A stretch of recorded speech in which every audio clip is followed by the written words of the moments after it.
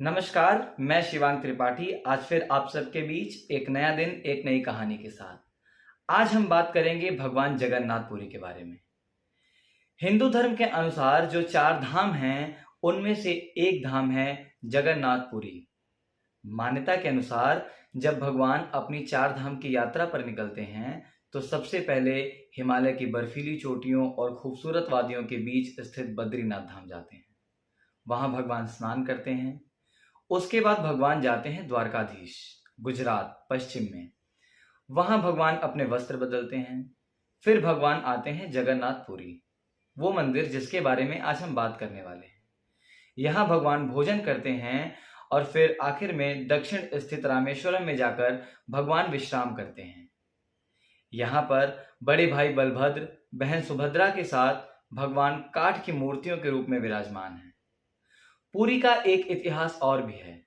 यह उन 7 पवित्र नगरियों में से एक है जिनको हिंदू धर्म के अनुसार सबसे पवित्र नगर माना गया है। उड़ीसा की राजधानी भुवनेश्वर के नजदीक समुद्र के किनारे भगवान जगन्नाथ का मंदिर स्थित है। बहुत ही खूबसूरत मंदिर। आज के समय में जिसको हम उड़ीसा कहते हैं, पहले इसको उत्कल प्रदेश के रूप में जाना जाता था। व्यापारिक दृष्टिकोण से भी यह पूरी क्षेत्र अपने आप में एक विशेष महत्व रखता है। यहाँ एक बहुत बड़ा बंदरगाह था, जहां से इंडोनेशिया, थाईलैंड और सुमात्रा जैसे देशों तक व्यापार होता था। भगवान का एक विशेष त्योहार है जो साल भर में आता है, रथ यात्रा। अमूमन ये जुलाई या अगस्त के महीने में आता है। चूंकि ये हिंदू कैलेंडर से जोड़ा जाता है, तो कभी कभी यह जुलाई तो कभी यह अगस्त में पड़ता है। इस साल यह जुलाई में था 2023 में।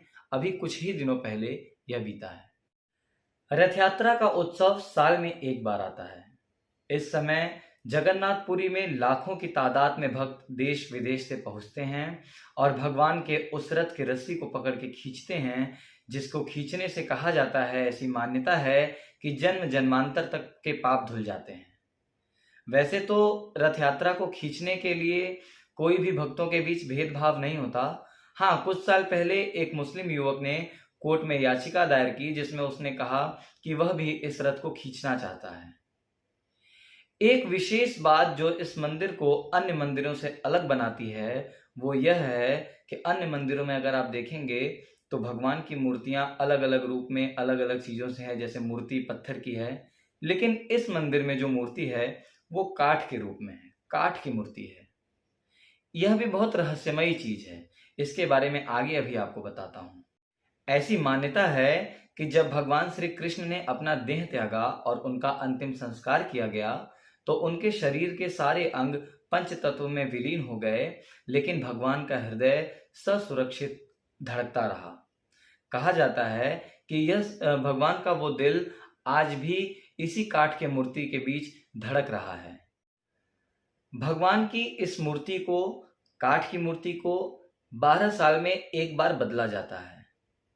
वैसे तो सारी प्रक्रियाएं सामान्य हैं। जैसे हर मंदिर में जैसे दुर्गा पूजा के बाद हम मूर्तियां बदलते हैं, मूर्तियों को नदियों में या समुद्र में प्रवाहित करते हैं, गणेश उत्सव के बाद यही करते हैं, तो यहाँ पे भी मूर्तियों को बदला जाता है हर 12 वर्ष में। लेकिन कुछ विशेष बातें हैं जो कि मूर्तियों को बदलते समय ध्यान दिया जाता है। जिस समय भगवान की मूर्तियों को बदलना होता है, उस समय पूरी शहर की लाइट को काट दिया जाता है। मंदिर के इर्द गिर्द एकदम अंधेरा कर दिया जाता है। जब मंदिर के आसपास एकदम अंधेरा हो जाता है, एकदम घनघोर अंधेरा हो जाता है, तब मंदिर की सुरक्षा व्यवस्था सीआरपीएफ के हाथों में दे दी जाती है। अब मंदिर जो है वो सीआरपीएफ के हाथों में है। चारों तरफ बिल्कुल अंधेरा है, घनघोर अंधेरा है।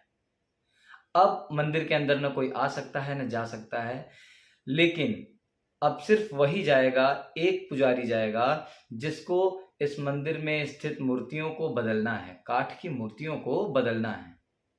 लेकिन उनको भी ऐसे ही नहीं जाने दिया जाता। उन पुरोहित को अंदर जाने से पहले उनके आंखों पे पट्टियां बांध दी जाती हैं, उनके हाथों में दस्ताने पहना दिए जाते हैं। क्यों? क्योंकि मूर्तियों को बदलते समय वो दिल का धड़कन जो भगवान का धड़क रहा है अंदर, कहीं वो उसको देख न लें, कहीं हाथों से स्पर्श न कर लें। इसलिए इतना अंधेरा होने के बावजूद उनके आंखों पे पट्टी और हाथों में दस्ताना होता है। सारा रहस्य, इस मंदिर का सबसे बड़ा रहस्य यही छिपा हुआ है कि आखिर क्यों उनकी आंखें बंद हैं इतना अंधेरा होने के बावजूद। आखिर क्यों उस पुरोहित के हाथ में दस्ताना पहना दिया गया है, ऐसा अंदर क्या है। मैंने आपको पहले भी बताया कि मूर्तियों के अंदर, मतलब भगवान जगन्नाथ की मूर्ति के अंदर भगवान का दिल आज भी धड़क रहा है। मूर्ति बदलने के दौरान एक काम और होता है, भगवान के उस पुराने मूर्ति में स्थित भगवान का वो दिल निकालकर उस नई मूर्ति में डाला जाता है। उस दिल को लोग ब्रह्म पदार्थ भी कहते हैं। ब्रह्म पदार्थ के बारे में कोई ज्यादा बता नहीं पाता। क्यों? क्योंकि आज तक इसको किसी ने देखा ही नहीं। मान्यता है कि जिस दिन किसी ने इसको देख लिया उसी क्षण उसकी मृत्यु हो जाएगी, उसके शरीर के चीथड़े हो जाएंगे। लेकिन कुछ पुजारी जो हर 12 वर्ष पे उनको, मतलब उस ब्रह्म पदार्थ को जिन पुजारियों ने बदला है, उनसे जब बात किया गया, उनके अनुभव को पूछा गया, तो उन्होंने बहुत साधारण उत्तर दिया। लेकिन अगर उसको गहराई से देखिए तो वह उत्तर बहुत असाधारण है, बहुत रहस्यमयी है। उन पुजारियों ने बताया कि जब वो अंदर जाते हैं, उनकी आंखें बंद होती हैं, उनके हाथों पर दस्ताना होता है, वो देख तो कुछ नहीं पाते, लेकिन उन्होंने महसूस किया कि कुछ मुलायम सा है, जो हिल रहा है, डुल रहा है, जो हलचल कर रहा है, उछल रहा है, खरगोश जैसा। वो उस एक हाथ से उसको निकाल के दूसरे मूर्ति में डालते हैं। चूंकि हाथों पर दस्ताना होता है तो सही तरीके से उसको महसूस भी नहीं कर पाते कि आखिर वो है क्या।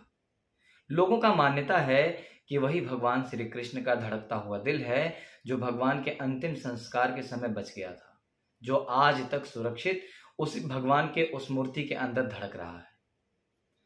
भगवान का जो वार्षिक उत्सव है रथ यात्रा, उसके बारे में एक और विशेषता है। कहते हैं कि जब भगवान का रथ यात्रा शुरू होता है, उसके पहले शाही परिवार यानी पुरी के जो राजा हैं, वो सोने के झाड़ू से झाड़ू लगाते हैं। उसके बाद भगवान का रथ यात्रा प्रारंभ होता है। अब आते हैं उन रहस्यों के बारे में जिसके बारे में मैंने पढ़ा, मैंने लोगों से पूछा, मैंने कुछ रिसर्च किया उस पे।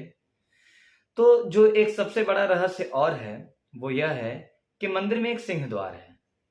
अगर मंदिर समुद्र के किनारे स्थित है, आप जब तक सिंह द्वार के बाहर खड़े हैं, आपको समुद्र के लहरों की आवाज आएगी, और जैसे ही आप अपना पहला कदम सिंह द्वार के अंदर मंदिर में रखते हैं, समुद्र की आवाज बिल्कुल नहीं आती। इसके पीछे का कारण आज तक कोई नहीं पता कर पाया। यह रहस्य आज भी बना हुआ है। इतना ही नहीं, मंदिर के ही पास समुद्र किनारे स्मशान घाट है, जहां चिता जलती है। चिता जलने का जो गंध होता है वह भी केवल सिंह द्वार के बाहर तक आता है। सिंह द्वार के अंदर उसका बिल्कुल भी गंध नहीं आता। मंदिर की एक और विशेषता है, मंदिर 4 लाख स्क्वायर वर्ग फुट में फैला हुआ है, और मंदिर का जो शिखर है वो 214 फुट ऊंचा है। आप अन्य किसी मंदिर में जाएंगे, मस्जिद में जाएंगे या गुरुद्वारे को देखेंगे, चर्च को देखेंगे, तो उसके गुंबज या उसके शिखर पर पंछी मंडराते रहते हैं या पंछी अपना बसेरा बनाते हैं, उस पर बैठते हैं। लेकिन इस मंदिर के साथ ऐसा बिल्कुल भी नहीं है। आज तक किसी ने किसी पक्षी को इस मंदिर के ऊपर उड़ते हुए नहीं देखा, इस मंदिर के शिखर पर बैठते हुए नहीं देखा। मैंने आपको पहले बताया कि 214 फुट ऊंचा है शिखर, लेकिन इस शिखर की परछाई पूरे दिन भर में कहीं नहीं बनती। यह भी किसी रहस्य से कम नहीं है। इसका कारण आज तक किसी को नहीं पता है। चूंकि पंछियों को कभी उड़ते हुए किसी ने इसके ऊपर नहीं देखा, ना बैठते हुए देखा, इसलिए सरकार द्वारा भी एक निर्णय लिया गया, इस मंदिर को नो फ्लाइंग जोन घोषित कर दिया गया।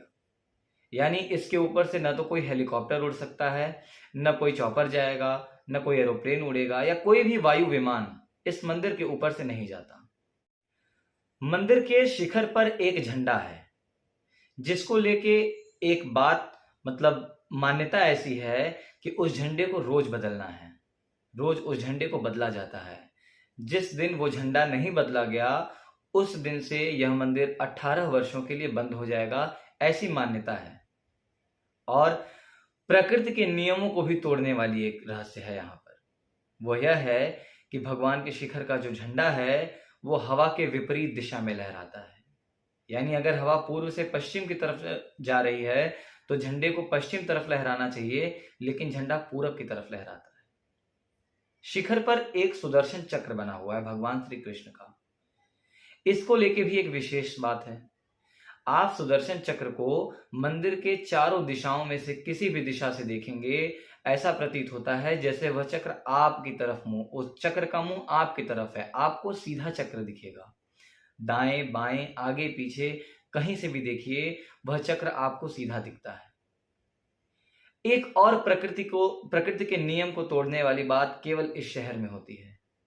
पूरे विश्व भर में जब हवा समुद्र से पृथ्वी की तरफ आती है तब पूरी शहर में हवा पृथ्वी से समुद्र की तरफ जाती है, और जब पूरे विश्व में हवा पृथ्वी से समुद्र की तरफ जाती है तब पूरी शहर में हवा समुद्र से पृथ्वी की तरफ आती है।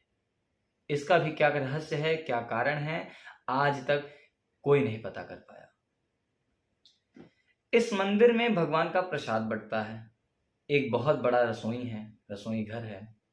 कहा जाता है कि विश्व के सबसे बड़े रसोई घरों में से एक है, जहां 500 रसोइये और उनके 300 सहयोगी काम करते हैं। इसी रसोई को लेकर 2 रहस्यमयी बातें हैं। पहला रहस्य यह है कि जब भगवान का प्रसाद पकाया जाता है तो एक के ऊपर एक 7 बड़े बर्तन रखे जाते हैं। नियमतः सबसे पहले सबसे नीचे वाले बर्तन के में रखा खाना पकना चाहिए या भगवान का प्रसाद पकना चाहिए, लेकिन यहाँ उल्टा होता है। सबसे पहले 7वें बर्तन में रखा भगवान का प्रसाद पकता है, उसके बाद 6वां, फिर 5वां, फिर 4था, ऐसे करते करते आखिरी में एकदम नीचे रखे हुए भगोने का प्रसाद पकता है। यह भी रहस्य है। दूसरा रहस्य जो प्रसाद को लेकर ही है वह यह है कि भगवान का प्रसाद कभी कम नहीं पड़ता। चाहे भक्त 10,000 की संख्या में आए, चाहे 10 लाख की संख्या में आए, सबको प्रसाद मिलता है। लेकिन प्रसाद कभी व्यर्थ भी नहीं जाता। यानी मंदिर का कपाट बंद होने के समय प्रसाद अपने आप खत्म हो जाता है। भगवान श्री कृष्ण को कलयुग का भगवान भी कहा गया है। शायद यही कारण है कि भगवान ने अपना अक्षय पात्र यही रखा हुआ है, और भगवान स्वयं भी भोजन करने अपने 4 धामों में से पूरी ही आते हैं। इस मंदिर में न जाने कितने रहस्य छिपे हैं जिसका पार विज्ञान भी नहीं पा पाया है। शायद इसीलिए कहते हैं कि जहां से वैज्ञानिक सोच खत्म होती है वहीं से आध्यात्मिक सोच प्रारंभ होती है, वहीं से आध्यात्मिक सोच की शुरुआत होती है।